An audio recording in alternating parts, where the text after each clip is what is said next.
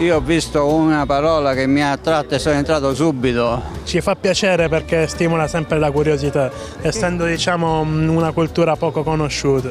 Ma magari Io sono entrato per farla conoscere. Di che cosa parliamo? Diciamo. parliamo della canapa da coltivazione. Noi facciamo una canapa biologica, seguiamo diciamo entrambe le filiere, sia quella del fiore, quindi sfruttando le proprietà del fiore di canapa che contiene il cannabidiolo, il CBD, e poi abbiamo anche la filiera alimentare che deriva dai semi, con una coltivazione similare a quella del grano, dove poi si fa il raccolto, si raccolgono i semi, da lì si portano al mulino, si ottiene l'olio alimentare di canapa, che è molto ricco di omega 3 e omega 6. Sul tavolo io vedo anche un liquore.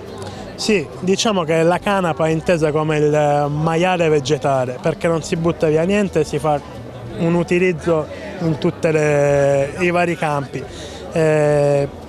Quindi è sfruttabile per tutto. Noi ci basiamo soprattutto sull'alimentare, coltiviamo la canapa, come dicevo prima, sia da fiore per gli estratti, le tinture madri per il beneficio della sostanza, ma anche la linea alimentare biologica, da cui poi dai semi si ricavano oli e farine, e da quelli si può fare altro come i biscotti, le paste e anche l'amaro, perché anche l'amaro, questo è un amaro caratteristico di qui, è fatto da un artigiano locale che utilizza delle erbe dei Monti Nebrodi più la canapa coltivata qui sui Monti Nebrodi, quindi diciamo un prodotto a chilometro zero. Dove vi trovate voi? Noi ci troviamo proprio qui a San Piero Patti, l'azienda nasce qui 5 anni fa, siamo in regime biologico dal 2019.